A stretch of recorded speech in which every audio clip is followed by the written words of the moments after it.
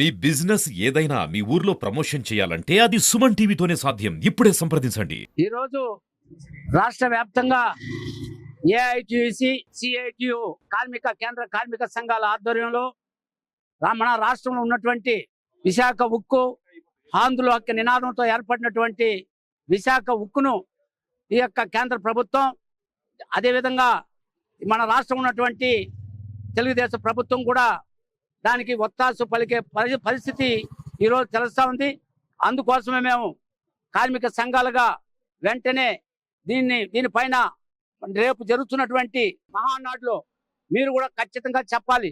ఈ యొక్క విశాఖ ఉక్కు ఫ్యాక్టరీని మేము ప్రైవేటు పరం చేయము, ప్రభుత్వమే నడుపుతామనే యొక్క నినాదాన్ని మీరు తీర్మానాన్ని చేయాలని కూడా ఈ సందర్భంగా తెలుగుదేశం పార్టీ కూడా మేము విజ్ఞప్తి చేస్తున్నాం.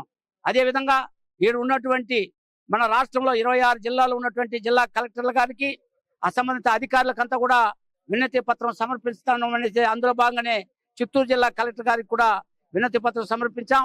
వెంటనే అక్కడ ఉన్నటువంటి 40,000 మంది ఉద్యోగస్తులు కార్మికులకి ఉపాధి పోతా ఉంది కాబట్టి వాళ్ళకంతా ఉపాధి కల్పించాలని, తీసివేసిన కార్మికులను వెంటనే పనిలోకి చేర్చుకోవాలని కూడా మేము చెప్పడం జరిగింది.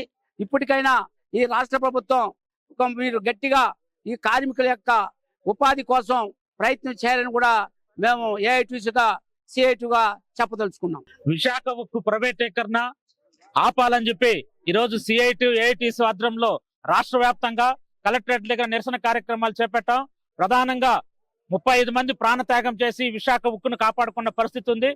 కూటమి ప్రభుత్వం, ఈ కూటమిలో ఉన్న పార్టీలన్నీ కూడా ప్రతిపక్షంలో ఉన్నప్పుడు మేము అధికారంలోకి వస్తే విశాఖ ఉక్కును కాపాడతాం, ప్రైవేటీకరణ చేయమని చెప్పి స్పష్టమైన హామీ ఇచ్చారు.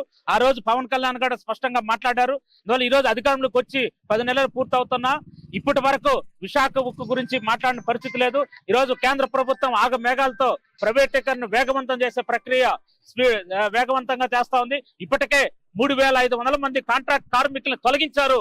అందువల్ల మేము సిఐటిగా ఏఐటీసీగా ఈ కూటమి ప్రభుత్వానికి ఒకటి చెప్తున్నాం, ప్రాణత్యాగం చేసిన ఆంధ్రుల ఉక్కు విశాఖ ఉక్కుని మేము మళ్ళీ ప్రాణాలైనా అర్పించి విశాఖ ఉక్కును కాపాడుకుంటాం తప్ప ఈ రోజు మీకు ప్రైవేటీకరణ చేసే ప్రసక్తిని ఒప్పుకోమని చెప్పి ఈ రోజు ఈ కార్యక్రమాన్ని చేపట్టాం. ఇప్పటికైనా ఈ సమస్యను పరిష్కారం చేయకపోతే భవిష్యత్తులో ఈ పోరాటాన్ని ఉధృతం చేస్తామని చెప్పి ప్రభుత్వం హెచ్చరిక చేస్తున్నాం.